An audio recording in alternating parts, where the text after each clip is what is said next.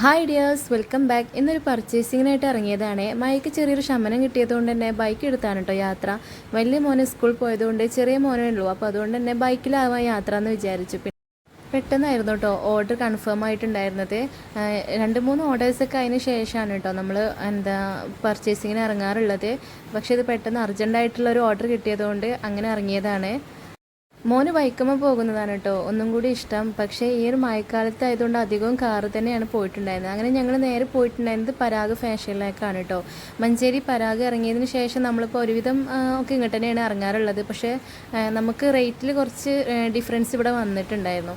പക്ഷേ നല്ല അടിപൊളി ക്ലോത്തുകളാണ് കേട്ടോ. വർക്കിൻ്റെ മെറ്റീരിയൽ ആണെങ്കിലും എല്ലാം നല്ല അടിപൊളി ക്ലോത്തുകളാണ് കണ്ടത്. ഇതൊക്കെ അത്യാവശ്യം വർക്ക് വരുന്ന ക്ലോത്തിനൊക്കെ നല്ല റേറ്റ് ഉണ്ടാവും. എന്നാലും നല്ലൊരു അടിപൊളി വെറൈറ്റി മോഡൽസ് നമ്മൾ ക്ലോത്തിൻ്റെ എല്ലാ ഫോട്ടോസും കാര്യങ്ങളൊക്കെ കസ്റ്റമറിന് അയച്ചു കൊടുത്ത് അവർ ഓക്കെ ആയതിനു ശേഷമാണ് കേട്ടോ നമ്മൾ എല്ലാ ക്ലോത്തും എടുക്കാറുള്ളത്.